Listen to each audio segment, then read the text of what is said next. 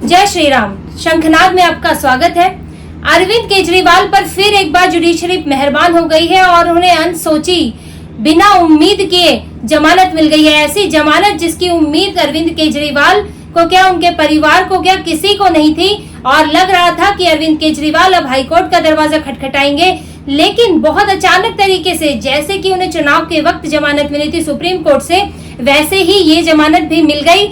और इस जमानत पर आम आदमी पार्टी बल्लियों उछल रही है कि अरविंद केजरीवाल छूट गया, जैसे जमानत नहीं मिली है कि बरी हो गया है, न्याय हो गया है, क्रांतिकारी जेल से आ गया है और बहुत खुशी मना रहे हैं। और ये लोग जो हमेशा कहते हैं कि जेल का ताला टूट गया, अरविंद केजरीवाल छूट गया, लेकिन आप देखिए इस बार इस जेल का ताला टूटने में कई झोल हैं और कई सवाल हैं। जैसे कि पिछली जमानत भी आलोचनाओं के दायरे में आई थी, ये जमानत भी आलोचनाओं के दायरे में है और बहुत गंभीर सवाल इस पूरी प्रक्रिया में जो सुनवाई हुई, इसमें बहुत गंभीर सवाल उठते हैं, जिन पर हम एक एक कर बात करेंगे। पहला सवाल जो उठता है वो ये है कि इस केस की सुनवाई दो जगह चल रही थी और वही न्यायाधीश थी, वही सबूत थे, लेकिन फैसला अलग अलग कैसे हुआ। अरविंद केजरीवाल की नियमित जमानत और उनकी ईडी के पास कस्टडी बढ़ाने की सुनवाई वेकेशन बेंच की जज न्याय बिंदु कर रही थी। दोनों मामले वही सुन रही थी और ईडी की वही दलीलें उनके पास थी।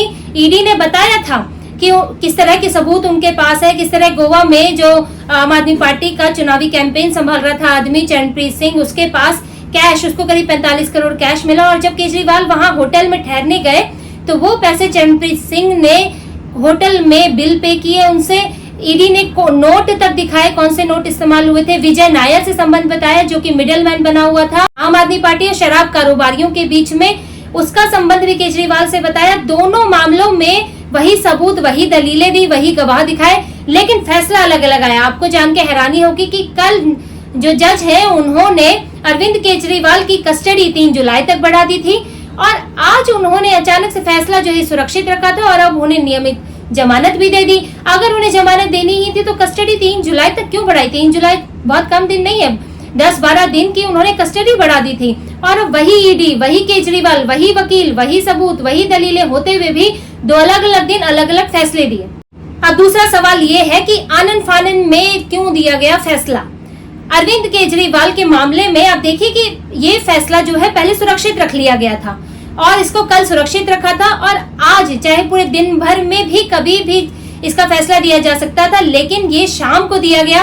अब इसके बाद ईडी के सामने समस्या ये हो गई कि वो आगे इसके लिए अपील नहीं कर सकती। हो सकता है ईडी जो है अभी तुरंत जो है आज ही के दिन में, अगर ये फैसला दिन में आ जाता, हाई कोर्ट में अपील करती। और ईडी ने कोर्ट से अपील भी की, अब भी कहा जज साहिबा से कि हमें 48 घंटे का समय दे दीजिए, आपने चलिए फैसला सुनाया है लेकिन हमें समय दे दीजिए ताकि हमारे पास जो कानूनी विकल्प हैं, हम आगे कहाँ जा सकते हैं, इस फैसले को लेकर इसको कहाँ चुनौती दे सकते हैं, हमें उसके लिए वक्त तो दीजिए। लेकिन जज साहिबा ने बिल्कुल इनकार कर दिया कि नहीं, कोई वक्त नहीं मिलेगा, तुरंत जमानत मिल जाएगी। ईडी को एक दिन का वक्त भी नहीं दिया गया कि वो जो ये फैसला है इसको स्टडी करें और इसको आगे इसको ले जाए और हाई कोर्ट में अपील करें। ईडी की इस तरह से अनसुनी कर दी गई और केजरीवाल को जल्दबाजी में बाहर जाने का मौका दे दिया गया। अब इसके तीसरे सवाल पर बात करते हैं। तीसरा सवाल ये है कि आखिर अरविंद केजरीवाल जो कि सरकार में मुखिया है, जो कि पार्टी में भी मुखिया है, और उसके बावजूद भी उनको इस मामले में जमानत मिल जाती है, जबकि मनीष सिसोदिया, विजय नायर जो कि मिडिल मैन है, उसका न सरकार से लेना देना था, ना वो किसी शराब कंपनी में काम कर रहा था, वो मिडिल मैन था, अरविंद केजरीवाल का खास आदमी था, उसे बेल नहीं मिलती है। के कविता को बेल नहीं मिलती है। संजय सिंह को बड़ी मुश्किल से अब जाके 6-8 महीने में जाके बेल मिली है और इसमें कई और बिजनेसमैन हैं जो वो भी बंद है। लेकिन अरविंद केजरीवाल को इतनी जल्दी गिरफ्तारी के बाद 2-2 बार जमानत कैसे मिल जाती है? सवाल तो खड़े होते हैं, क्योंकि सबूत उनके खिलाफ जो है वो बहुत हल्के सबूत नहीं है, बहुत सख्त है। देखिए, ये सब बात तो सब जानते हैं कि मुखिया कौन है, किसके कहने पे हुआ है। जज भी ये बात जानते हैं। जज फैसला कानून के मुताबिक, सबूत के मुताबिक, गवाह के मुताबिक लेते हैं, लेकिन कहीं ना कहीं जब मामले की सुनवाई हो रही होती है, दलीलें होती है और जजों को भी दुनिया की जानकारी होती है, तो उनको पता तो होता है कि असलियत में है क्या। पर अब ठीक है, सबूत गवाह नहीं हो तो बात अलग है। इस मामले में भी जानकारी सब जानते हैं कि आम आदमी पार्टी का मुखिया कौन है। क्या उसे मनीष सिसोदिया चलाते हैं? क्या मनीष सिसोदिया का कोई फैसला अरविंद केजरीवाल की मर्जी के बिना लागू हो सकता है? क्या मनीष सिसोदिया अकेले शराब नीति बना लेंगे, लागू कर देंगे और अरविंद केजरीवाल जो है वो एकदम कठपुतली की तरह बैठे रहेंगे, उन्हें कुछ पता ही नहीं होगा। ये बात सब जानते हैं कि केजरीवाल की मर्जी के बिना ना पार्टी में ना सरकार में एक भी पत्ता नहीं हिलता। आज भी वो जेल में बैठे हैं, सीएम बने बैठे हैं और किसी में हिम्मत नहीं कि उनका इस्तीफा मांग ले, जबकि हर विभाग का मंत्री परेशान है, हर मंत्रालय का मंत्री परेशान है कि उसके काम रुक गए हैं। वो जेल में मिले कैसे मुख्यमंत्री से? आज वो आतिशी जवाब देते नहीं बन रहा है, आज सौरभ भारद्वाज को जवाब देते नहीं बन रहा है, लेकिन किसी की हिम्मत नहीं है। तो आप उनका दबदबा देखिए पार्टी में। और ये बात जज भी जानते हैं कि जब किंग पिन यही है, जब दिखता है कि किंग पिन यही है, शुरुआत इन्हीं से हुई है और इनके खिलाफ सबूत भी बहुत मजबूत है, चैट्स हैं इनके खिलाफ और दूसरी तरह के दस्तावेजी सबूत है, कब कहाँ गए, किससे मिले, क्या बातें हुई, किस तरह की बैठकें हुई और गवाह भी इनके खिलाफ है। उसके बावजूद भी इनको जमानत दे दी गई। जज जो है वो इतने अनजान बने रह गए हैं और ये पहली बार नहीं हुआ।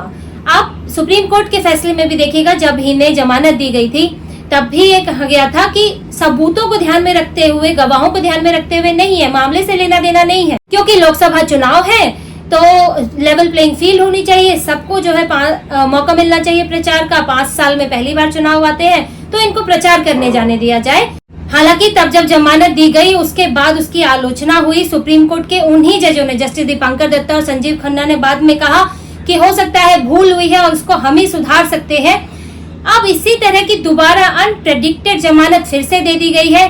केजरीवाल को फिर से वही सेलेक्टिव अप्रोच के साथ, स्पेशल ट्रीटमेंट के साथ लगता है कि जमानत दी गई है और इसकी आलोचना हो रही है। अब ईडी इस मामले को आगे लेके जाएगी, हाई कोर्ट में इसके खिलाफ अपील करेगी और जमानत रद्द कराने की कोशिश करेगी। लेकिन इस जमानत ने एक बार फिर सवाल खड़ा कर दिया है कि जमानत सेलेक्टिव तरीके से मिलेगी या फिर सबूतों के आधार पर। तो इसी तरह की और खबरें और विश्लेषण आपके लिए लाते रहेंगे।